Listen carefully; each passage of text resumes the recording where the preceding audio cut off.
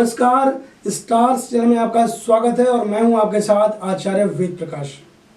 दर्शकों, आज हम बात करने वाले हैं सूर्य ग्रह के गोचर के बारे में।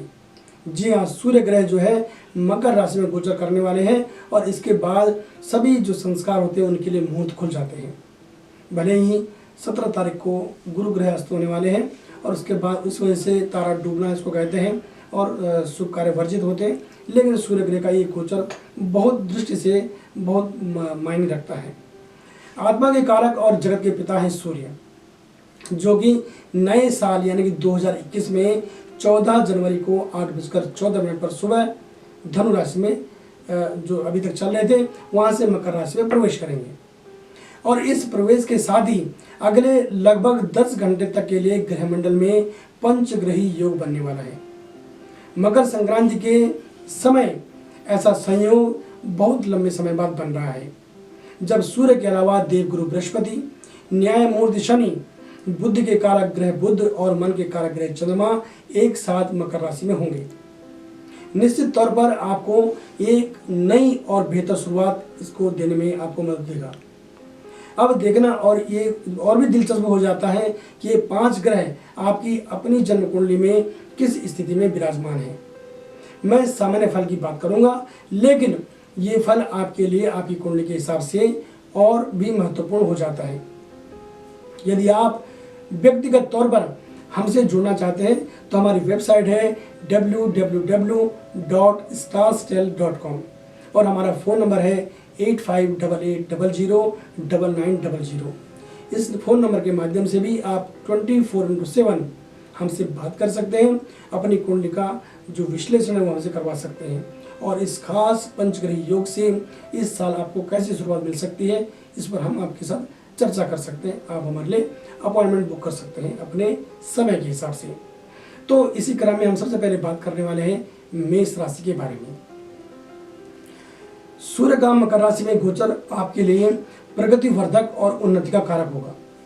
यहाँ से आपको कार्यक्षेत्र में चाहे कार्यक्षेत्र हो चाहे आपका सामाजिक क्षेत्र हो, इन दोनों में ही एक के बाद एक सुखद समाचार मिलने शुरू हो जाएंगे।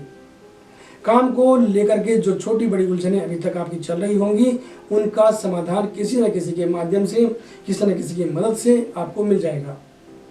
जहाँ तक एक और आसानी से आपका जो लेन देन के जो मामले वो निपट जाएंगे, वहीं आसानी से निजी व्यवसायी अपने काम का विस्तार भी कर पाएंगे। ग्रहों के इस खास संयोग की स्थिति यह भी दर्शाती है कि यहाँ से नए क्षेत्र में निवेश करने का आपका जो रास्ता है वो खुल सकता है और नए महत्वपूर्ण लोगों से आपका परिचय क्षेत्र बढ़ेगा। जहाँ तक बात पारिवारिक जीवन की है तो इस गोचर का किसी भी तरह का बुरा प्रभाव आपके व्यक्तिगत जीवन पर नहीं पड़ेगा। घर को लेकर नई योजनाओं का शुभारंभ होगा। निजी रिश्तों में सकारात्मक बदलाव की उम्मीद हम यहाँ से कर सकते हैं। अगर मैं बात करूं विद्यार्थियों की तो विद्यार्थी वर्ग के अंदर आत्मविश्वास बढ़ेगा और अगर मैं बात करूं सेहत की तो आपकी सेहत इस दौरान उत्तम रहने वाली है।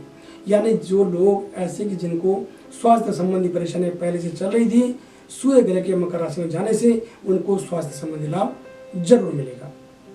अब हम बात करते हैं वृष राशि के बारे में। वृष राशि के जातकों, आपके लिए सूर्य का मकर राशि में जाना भाग्य वृद्धि का कारक का सूचक हो सकता है, यानी कि आपके भाग्य में वृद्धि होने की ओर ग्रह इशारा कर रहे हैं। साथ ही सभी ग्रहों की कृपा के पात्र आप बनने वाले हैं। सुखेश होकर भाग्य से संबंध होना भौतिक सुखों में इजाफा कराएगा और इसी के बल पर आपका गाड़ी हो, मकान हो, ये जो सपना आपने देख रखा है इस भौतिक सुख संसाधनों को लेकर के, ये सपना आपका पूरा हो सकता है, बशर्ते आपका इस ओर प्रयास जो है वो सार्थक होना चाहिए। इस गोचर और ग्रहों के खास संयोग से जहां एक ओर आपका आत्मविश्वास बढ़ेगा, वहीं दूसरी ओर नए कार्यों को करने की जो दिशा है वो आपको मिल जाएगी। नौकरी में इच्छित पदोन्नति की संभावना बन रही है। नई जिम्मेदारियों के लिए आपको तैयार रहने की जरूरत है। बेरोजगार जो लोग हैं उन बेरोजगारों को जल्द ही कोई शुभ समाचार मिलेगा। ग्रहों का संकेत कहता है कि यहाँ से आपके अंदर भविष्य के लिए बचत करने की प्रवृत्ति का जो है वो उदय होगा। आप भविष्य के लिए बचत करने के बारे में सोचेंगे और आपका जो सामाजिक रुतबा है, जो आपका सामाजिक सम्मान है वो भी बढ़ेगा। आपको इस बात की सलाह है कि अपने शब्दों पर आपको ध्यान देना होगा, यानी बोलचाल के समय आप अपने शब्दों को तोलें और फिर बोलें। जहाँ तक बात घर परिवार की है तो घर का माहौल आपका जो है वो बड़ा सुखद रहने वाला है, वो सुखद अनुभूति आपको देगा और परिजनों का पूर्ण सहयोग आपको मिलेगा। और जहाँ तक बात आपके प्रेम प्रसंगों की है तो प्रेम प्रसंगों के लिहाज से भी ये समय बहुत ही अनुकूल है आपके लिए। अगर सेहत की बात करूँ तो मैंने कहा है, मैं पहले भी कह रहा हूँ कि ग्रह ये जो संयोग है ये आपके लिए अच्छा रहने वाला, तो निश्चित तौर पर आपको स्वास्थ्य लाभ भी मिलने वाला है। हम बात करते हैं मिथुन राशि के बारे में। प्रिय मिथुन राशि के जातकों, सूर्य का मकर राशि में गोचर आपकी कुंडली के अष्टम भाव में होगा, जो कि मध्यम फलदायी रहेगा। अतः किसी भी काम में जल्दबाजी करना आपके लिए उचित नहीं रहेगा। बिना मांगे दूसरों के मामले में हस्तक्षेप करना या उनको सलाह देना आपके लिए ठीक नहीं होगा। इससे आपके सम्मान में कमी आ सकती है, इसका आप ध्यान रखें, क्योंकि इस वजह से आपको मानसिक तनाव मिल सकता है, आपका काम भी प्रभावित हो सकता है। कामकाज की जो आपकी व्यक्तिगत स्थिति है वो सामान्य रहेगी और निवेश सीमित मात्रा में ही करें, क्योंकि मैं सोचता हूं कि अभी निवेश करने के लिए इतना बढ़िया समय नहीं है। अगर जरूरी है तो आप अनुभवी और जानकार की देखरेख में करें, तो ये आपके लिए फायदे की बात हो सकती है। जहाँ तक बात पूर्व से जो चले आ रहे हैं आपके जो विवाद हैं या कानूनी विवाद हैं, उनके लिए इस समय आपका साथ दे रहा है। मुझे लगता है कि वो जल्दी ही हल हो सकते हैं, लेकिन यदि अगर वो विवाद आपके पक्ष में उनका फैसला आपके पक्ष में आना चाहिए तो निश्चित तौर पर आपको सफलता मिल सकती है। आपकी ईमानदारी भरे कदम से सामाजिक पहचान का आपका दायरा बढ़ेगा। जहाँ तक बात विद्यार्थियों की है तो शिक्षा प्रतियोगिता के क्षेत्र में आने वाले परिणाम आपकी आशा के प्रतिकूल रह सकते हैं। जी हाँ, आप जैसा परिणाम चाह रहे हैं शायद ऐसा हो कि वैसा परिणाम आपको न मिले। अतः आपको क्या करना है, संयम रखना है, धैर्य बनाए रखना है, पारिवारिक जवाबदारी पर ध्यान दें और बाहरी विषयों में मन को न भटकने दें। अगर बात सेहत की है तो सेहत आपकी सामान्य रहने वाली है। अब हम बात करते हैं कर्क राशि के बारे में। सप्तम भाव में होने वाला ये गोचर आपको गलतियों को दोहराने पर तनाव दे सकता है। जी हाँ, आप गलती को दोहराने की गलती दोबारा से न करें। अतः बात घर की हो या फिर बाहर समाज की या फिर कार्य क्षेत्र की, आपको विशेष ध्यान देना होगा।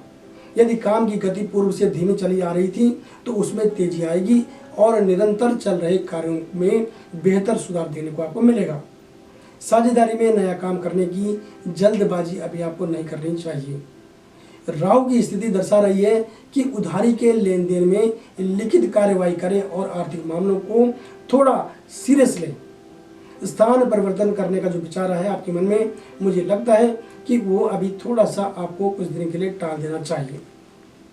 बेरोजगारों को पूर्व से जो उन्होंने पूर्व में कोई साक्षात्कार दे रखे हैं तो उन साक्षात्कार वाली जगह से निमंत्रण आ सकता है। परिवार के अन्य लोग आपको सम्मान देंगे, परंतु जीवन साथी के साथ विचारों का तालमेल आपका किसी खास वजह से बिगड़ भी सकता है, ध्यान दें। अतः आप इसको हल्के में न लें और छोटी छोटी बातों को तूल देना आप छोड़ दें, ये रिश्तों के लिए अच्छा रहेगा। प्रियजन की भावनाओं की कद्र करें और कोशिश करें कि रिश्तों के बीच शक की बुनियाद पैदा हो ही ना। बच्चों को मशीनी उपकरणों से आपको दूर रखने की सलाह है। और जहाँ तक बात आपके स्वास्थ्य की है तो मुझे लगता है कि स्वास्थ्य आपका सामान्य रहने वाला है, फिर भी आप स्वास्थ्य के प्रति लापरवाही न बरतें। बात करने वाले हैं सिंह राशि के बारे में। आपकी राशि का स्वामी ग्रह सूर्य कुंडली के छठे भाव में गोचर करेगा। इसके प्रभाव से इतना तो जरूर है कि विरोधी चाहकर भी आपके आगे अपनी गर्दन अपने सिर नहीं उठा पाएंगे। उनके सभी प्रयास विफल रहेंगे। कार्य क्षेत्र में उतार चढ़ाव रह सकता है, लेकिन आपका जो अनुभव है, आपके जो कार्य करने की जो शैली है, वो दोनों ही स्थितियों को संभालने में आप कामयाब रहेंगे। आत्मविश्वास मजबूत होगा और नई योजनाओं पर आप विचार मंथन शुरू आप कर पाएंगे। साथ ही अच्छे लोग आपके साथ जुड़कर काम करना पसंद भी करेंगे।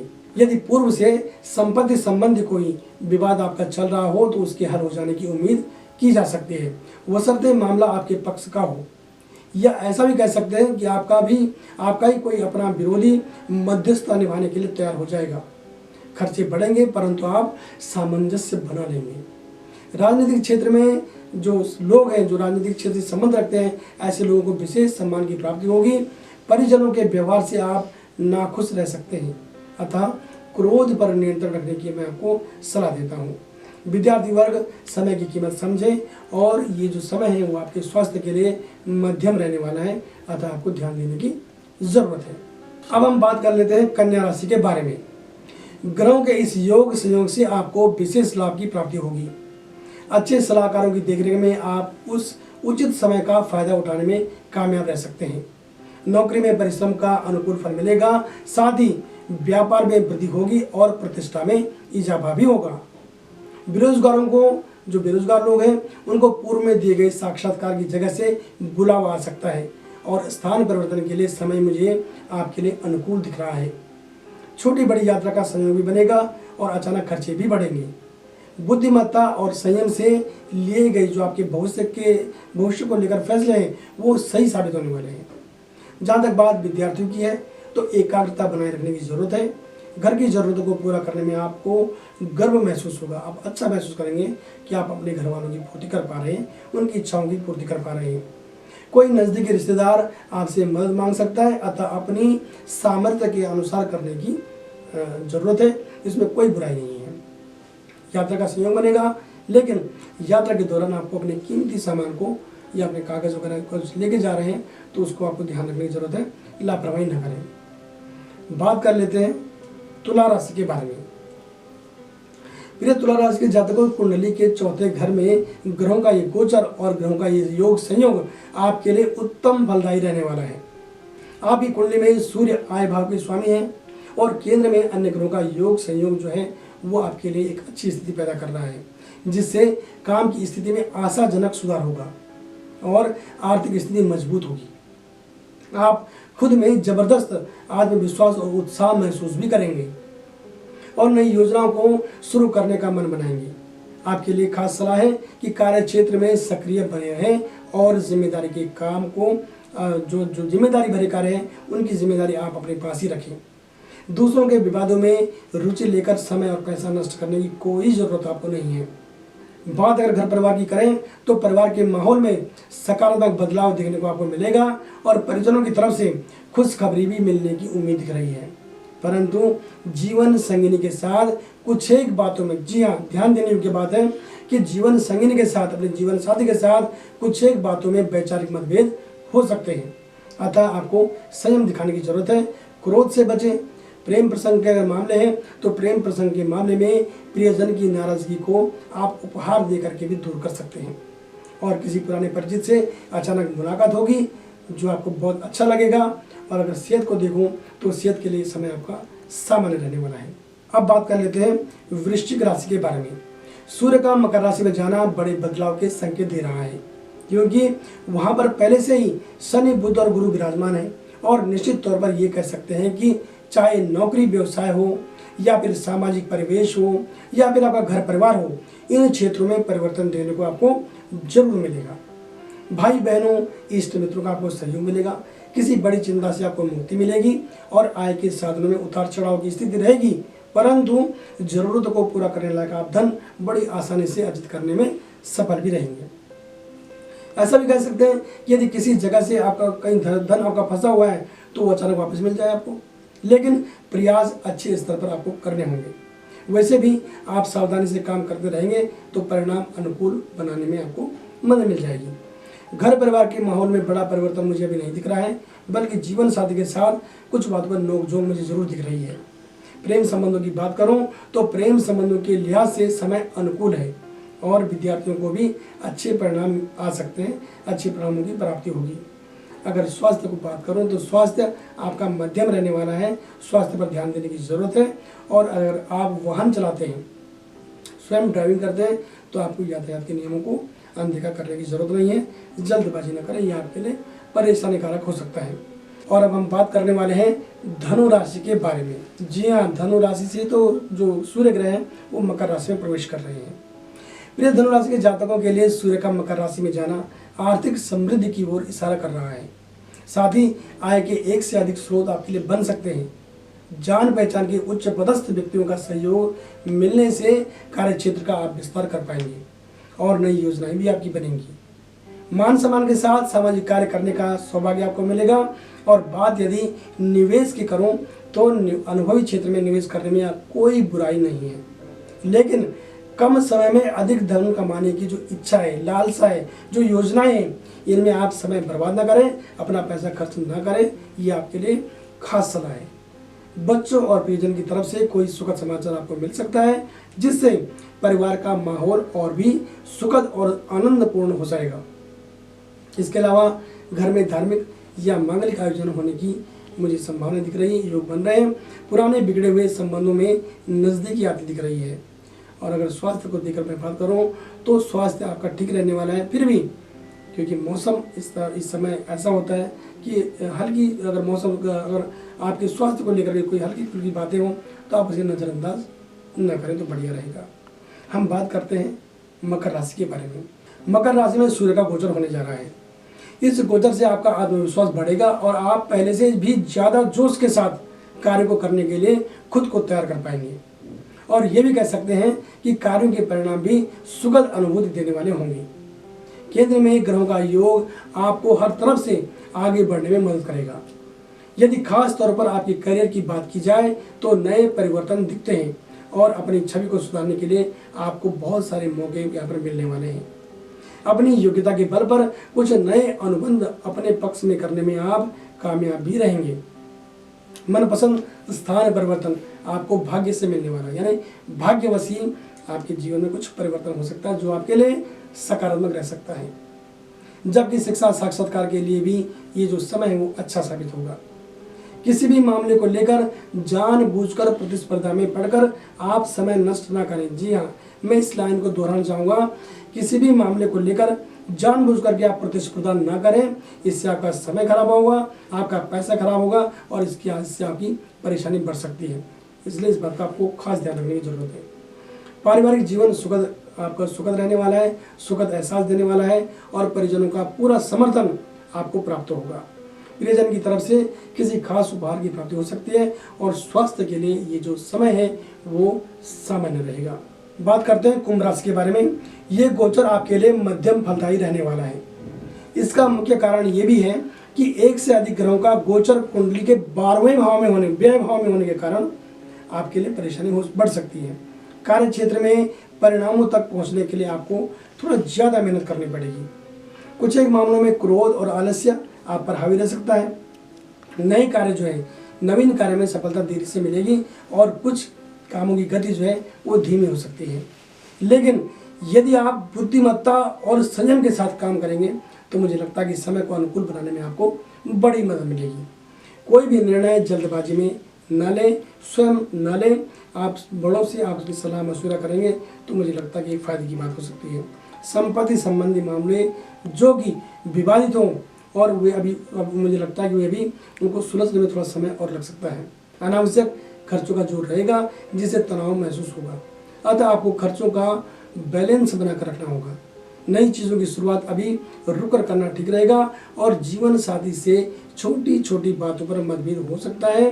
ग्रहों का ऐसा समय बन रहा है, अतः कोशिश करनी होगी कि घर का माहौल न बिगड़े।